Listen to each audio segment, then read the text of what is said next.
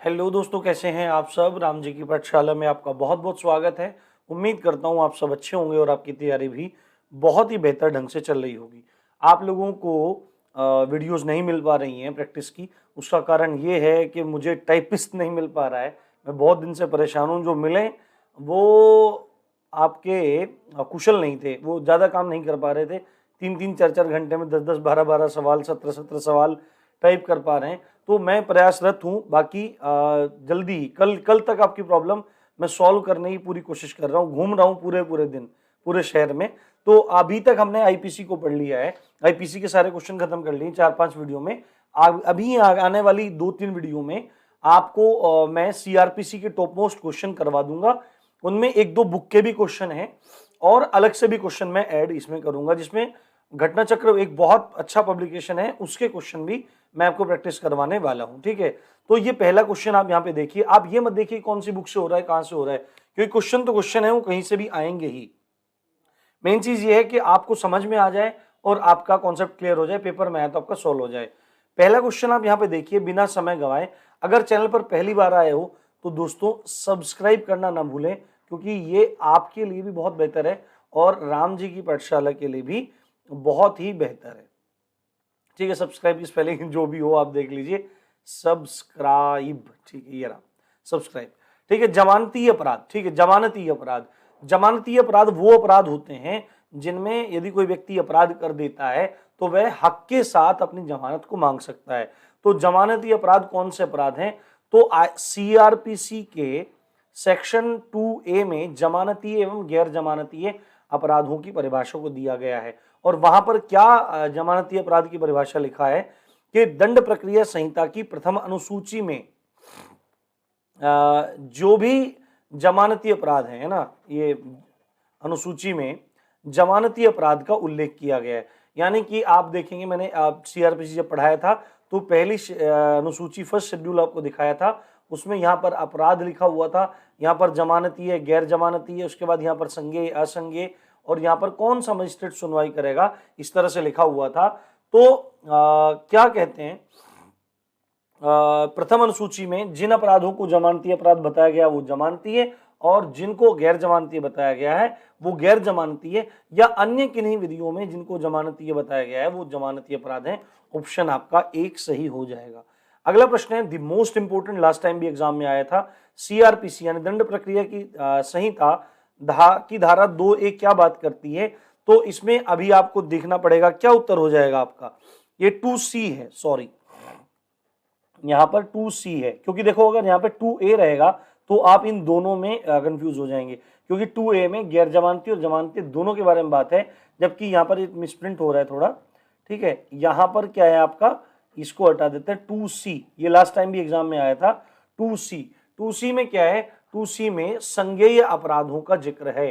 किनका? संज्ञेय अपराधों का, कॉग्निजेबल ऑफेंसेस का जिक्र है। और कॉग्निजेबल ऑफेंस किनको कहा जाता है? परिभाषा में लिखा गया है कि जिन अपराधों को प्रथम अनुसूची में संज्ञेय अपराध बताया गया है वो संज्ञेय अपराध है। परंतु इसको सामान्य भाषा में आपको समझना हो तो जिन अपराधों के करने पर पुलिस अधिकारी बिना वारंट के गिरफ्तार कर सके, ऐसे अपराध जिसमें पुलिस बिना वारंट के गिरफ्तार कर सके और बिना मजिस्ट्रेट की परमिशन के इन्वेस्टिगेशन को चालू कर सके, ऐसे अपराधों को संज्ञेय अपराध कहा जाता है। ये चीज आपको ध्यान रखनी चाहिए। अगला प्रश्न है, दंड प्रक्रिया संहिता के अंतर्गत जांच की जाती है। देखो, जब भी कोई अपराध होता है तो सबसे पहले उसमें अन्वेषण होता है। क्या होता है भाई? अन्वेषण होता है। अन्वेषण करती है पुलिस, उसके बाद मामला जाता है न्यायालय में, वहां पर होती है जांच। जांच करते हैं मजिस्ट्रेट। अन्वेषण का मतलब है साक्ष्यों को जुटाना, एविडेंस को इकट्ठा करना। उसके बाद जांच होती है। जांच में मजिस्ट्रेट साहब ये देखते हैं कि मामला बन भी रहा है कि नहीं, केस बन भी रहा है कि नहीं, उसको जांच कहा जाता है। और उसके बाद जो कोर्ट में ट्रायल चलते हैं, उसके बाद दोष सिद्धि होती है या दोष मुक्ति हो जाती है। तो जांच की जाती है किसके द्वारा? केवल मजिस्ट्रेट के द्वारा। ये चीज आपको इसमें ध्यान रखनी चाहिए। और जांच की परिभाषा सेक्शन 2(6) में जांच की परिभाषा को दिया गया है, ये आप जाके देख सकते हैं। अगला प्रश्न है, असंज्ञेय अपराध से अभिप्रेत है। असंज्ञेय, देखो संज्ञेय अपराध मैंने आपको अभी बताया। संज्ञेय अपराध कौन से अपराध हैं? संज्ञेय अपराध वो अपराध हैं जिनमें पुलिस बिना वारंट के गिरफ्तार कर सकती है और बिना मजिस्ट्रेट के परमिशन के क्या कर सकती है, इन्वेस्टिगेशन को चालू कर सकती है। जबकि असंज्ञेय अपराधों में पुलिस अधिकारी बिना वारंट के गिरफ्तार नहीं कर सकता और न ही बिना मजिस्ट्रेट की परमिशन के आपके इन्वेस्टिगेशन को चालू कर सकता है। तो इसमें देख लो कौन सा ऑप्शन हो जाएगा। एक पुलिस अधिकारी बिना वारंट के गिरफ्तार नहीं कर सकता, एक पुलिस अधिकारी अपने विवेक के आधार पर तो नहीं है बिल्कुल भी, ठीक है। एक पुलिस अधिकारी बिना वारंट के गिरफ्तार करने का प्राधिकार रखता है, बिल्कुल नहीं, ठीक है। और परिवादी के नहीं, ये नहीं होगा। तो सीधा इसमें आपका ये आ जाएगा पहला ऑप्शन। असंज्ञेय अपराध वो अपराध हैं जहां पर एक पुलिस अधिकारी बिना वारंट के गिरफ्तार नहीं कर सकता है। अगला प्रश्न है, दंड प्रक्रिया संहिता की धारा 2X के अनुसार वारंट मामला वह होता है जो एक ऐसे अपराध से संबंधित है जिसकी सजा मृत्युदंड, आजीवन कारावास अथवा डैश डैश वर्षों से अधिक अवधि की हो। देखो दो तरह के मामले होते हैं, एक होता है समन मामला और एक होता है वारंट मामला। समन मामले सामान्य मामले होते हैं जिन ऐसे मामले या ऐसे अपराधों से संबंधित मामले जिसमें अधिकतम सजा 2 वर्ष है, जिसमें अधिकतम सजा क्या है 2 वर्ष है। परंतु यदि ऐसा अपराध कर दिया जिसकी सजा 2 वर्ष से अधिक है, यहां पर है 2 वर्ष तक, समन में 2 वर्ष तक, और यहां पर है 2 वर्ष से अधिक, तो 2 वर्ष से अधिक वाला मामला है या आजीवन कारावास से दंडित होने वाला मामला है, मृत्युदंड से दंडित होने वाला मामला है, तो उसको क्या माना जाएगा, वारंट मामला माना जाएगा। तो यहां पर आपका आ जाएगा 2 वर्षों से अधिक, तीसरा आपका ये उत्तर इसमें हो जाएगा। अगला प्रश्न है हमारा, एक मुख्य न्यायिक अधिकारी। देखो जो मजिस्ट्रेट होते हैं वो ये होते हैं, एक तो होता है JMSC judicial magistrate second class, न्यायिक मजिस्ट्रेट द्वितीय श्रेणी। उसके बाद होता है JMFC, ये मतलब बड़ा होता है, ऐसे बढ़ता जाता है, जुडिशियल मजिस्ट्रेट फर्स्ट क्लास, यानी कि न्यायिक मजिस्ट्रेट प्रथम श्रेणी न्यायिक मजिस्ट्रेट। और इसके ऊपर होता है फिर चीफ जुडिशियल मजिस्ट्रेट, CJM होता है, चीफ मुख्य न्यायिक अधिकारी होता है। तो मुख्य न्यायिक अधिकारी के दंडादेश की शक्ति के बारे में पूछा जा रहा है। तो मैंने आपको पढ़ाया था, किसमें पढ़ाया था, 29(1) में पढ़ाया था। CJM की जो शक्ति है वो धारा CRPC की धारा 29(1) में है, और वह क्या कर सकता है, 7 वर्ष से अनधिक अवधि के लिए कारावास का, अनधिक का मतलब क्या है कि मैक्सिमम 7 साल की सजा दे सकता है, और किसी भी राशि का जुर्माना लगा सकता है, ठीक है, अनलिमिटेड जुर्माना लगा सकता है। तो ये आपका इसमें हो जाएगा। ये आपके JMFC क्या कर सकता है, JMFC क्या कर सकता है, इसकी आपको बताएंगे शक्ति के बारे में, और JMSC क्या कर सकता है इसकी शक्ति के बारे में आप बिल्कुल हमको जल्दी बताएंगे, ठीक है। अगला प्रश्न है, CRPC की धारा 41(ग) के अंतर्गत, 41(ग) के अंतर्गत आपको राज्य सरकार पुलिस नियंत्रण कक्ष, पुलिस कंट्रोल रूम स्थापित करती है। ये जो पुलिस कंट्रोल रूम होता है वो CRPC की धारा 41C के अंतर्गत होता है। कौन स्थापित करता है, राज्य सरकार करती है। तो पुलिस कंट्रोल रूम कहां पे स्थापित किए जाते हैं, किन जगहों पे स्थापित किए जाते हैं, तो केवल जिला स्तर पर, केवल राज्य स्तर पर, केवल कमिश्नरी पर, केवल कमिश्नरी, ये कमिश्नरी है, या राज्य तथा जिला स्तर पर। तो ये हो जाएगा आपका ऑप्शन राज्य और जिला स्तर पर। अगला प्रश्न है, दंड प्रक्रिया संहिता की कौन सी धारा सैन्य बलों के सदस्यों को गिरफ्तारी से सुरक्षा प्रदान करने का प्रावधान करती है।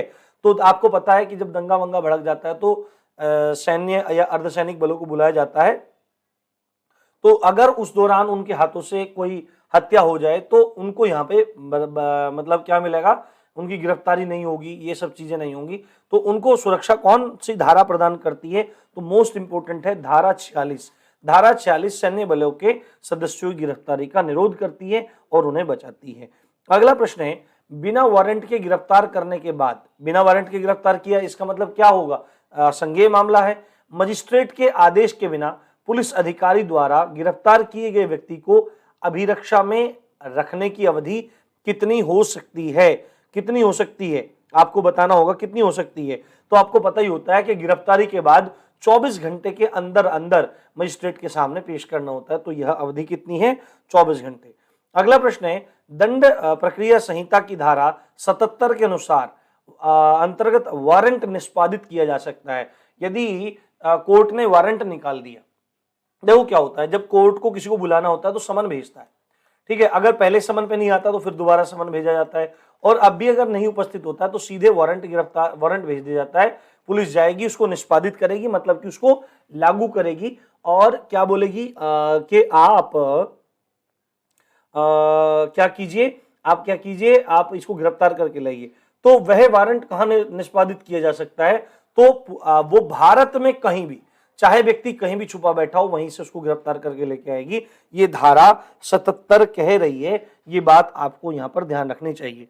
अगला प्रश्न है, निम्नलिखित में से किस वाद में उच्चतम न्यायालय ने यह निर्णय दिया कि दंड प्रक्रिया संहिता की धारा 125 सभी पर लागू होती है, चाहे वह किसी भी धर्म का अनुयायी हो? धारा 125 क्या है? धारा 125 है अपने माता पिता तथा बच्चों का संरक्षण, पालन पोषण, उनका भरण पोषण।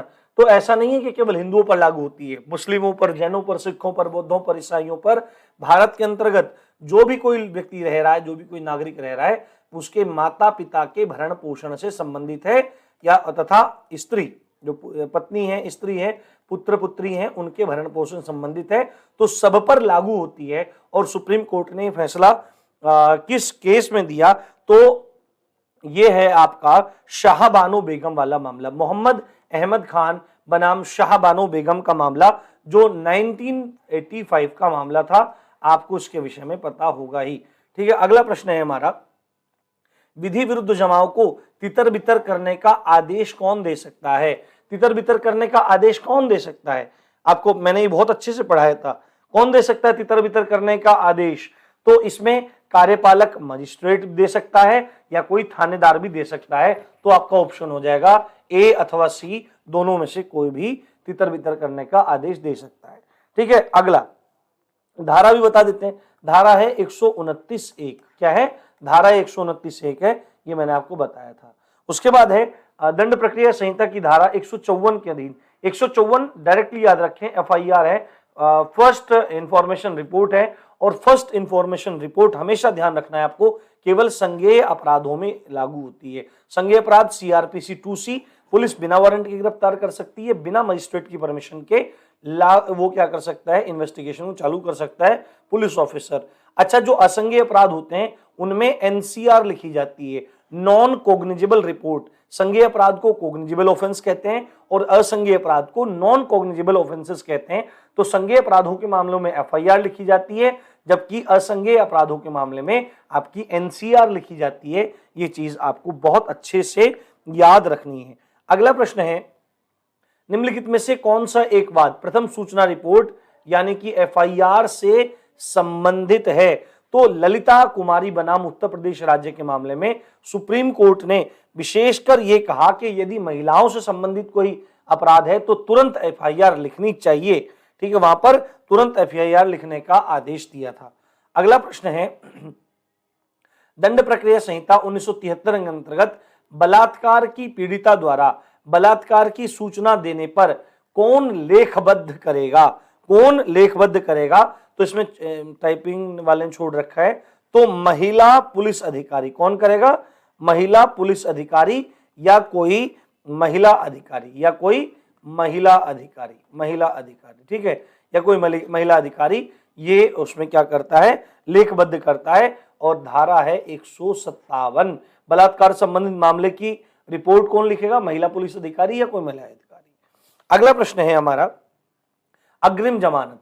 अग्रिम जमानत के लिए आवेदन किया जा सकता है मुख्य न्यायिक मजिस्ट्रेट के समक्ष, उच्च न्यायालय के समक्ष, सत्र न्यायालय के समक्ष। तो आपका उत्तर हो जाएगा उच्च न्यायालय के समक्ष एवं सत्र न्यायालय के समक्ष। ठीक है, सत्र न्यायालय जो जिसको आप जिला न्यायालय कहते हैं वहां पर, तथा हाई कोर्ट में, डिस्ट्रिक्ट जज डिस्ट्रिक्ट कोर्ट में और हाई कोर्ट में, दोनों जगह अग्रिम जमानत के लिए आप अर्जी दाखिल कर सकते हैं, आवेदन जमा कर सकते हैं। अगला प्रश्न है, दंड प्रक्रिया संहिता की धारा 154 एफआईआर है ना के अधीन प्रथम सूचना रिपोर्ट संबंधित है, तो केवल संज्ञेय मामलों से संबंधित है। इनमें से आएगा, आप चिंता मत करना, देख लेना। दंड प्रक्रिया संहिता की धारा 2C 2 अभी बताया, संज्ञेय अपराधों से संबंधित है।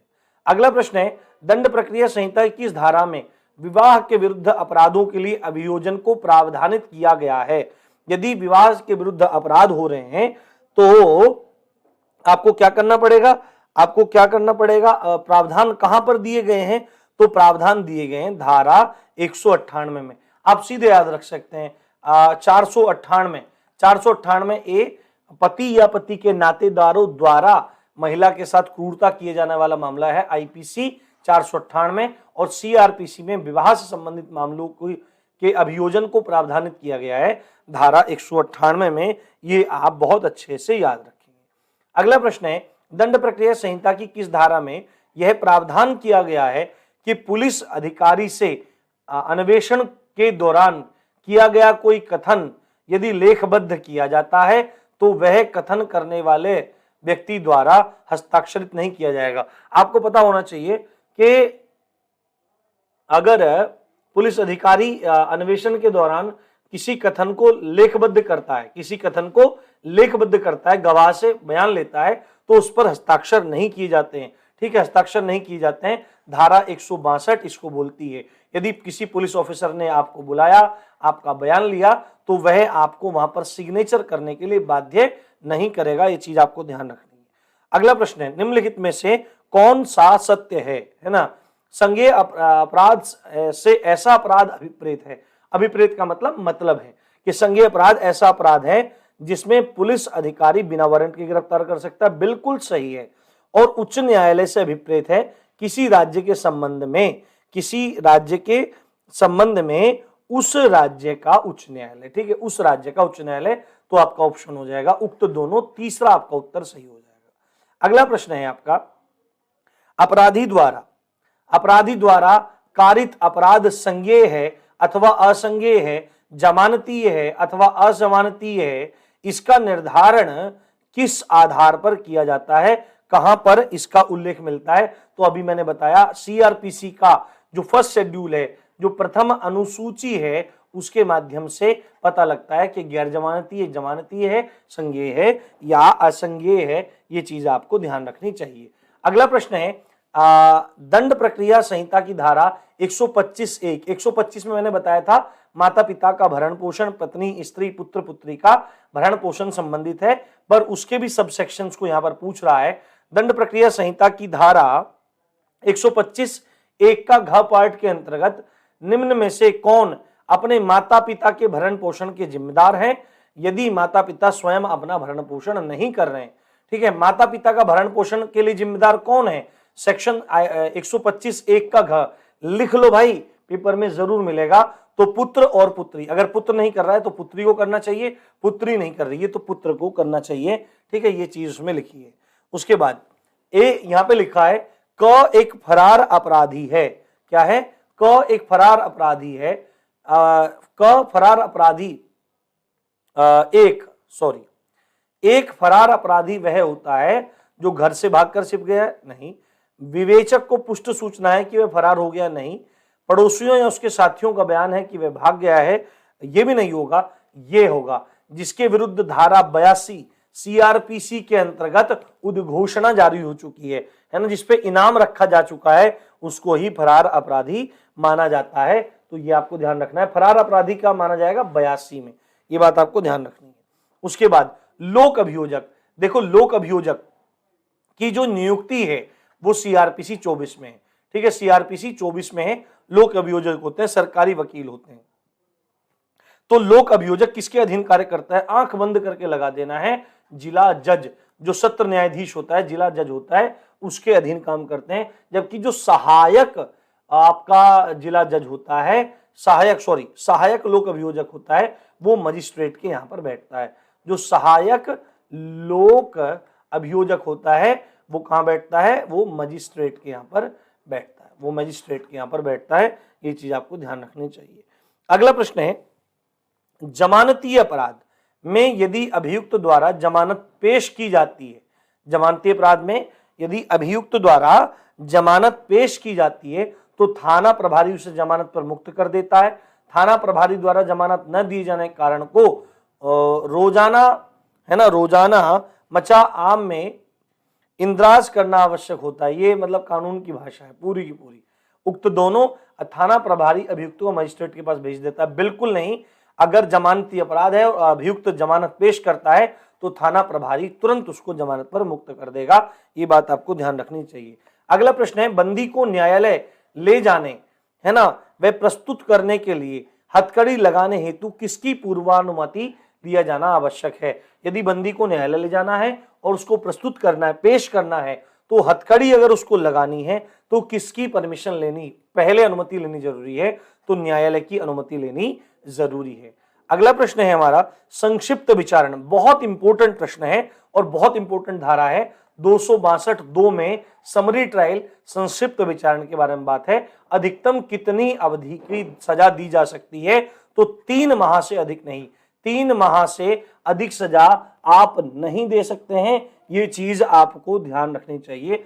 अगला है जीडी तथा सीडी। ये जीडी सीडी क्या है? जीडी है आपका जनरल डायरी और सीडी है आपका केस डायरी। तो जीडी जनरल डायरी और केस डायरी के प्रत्येक पृष्ठ पर किसके कार्यालय की मोहर लगी होती है? किसके कार्यालय की मोहर लगी होती है? तो पुलिस अधीक्षक, एसपी महोदय, सुपरिंटेंडेंट ऑफ पुलिस के न्यायालय को कार्यालय की मोहर लगी होती है। और आज का आखिरी प्रश्न कर लेते हैं, फिर कल की वीडियो में देखेंगे।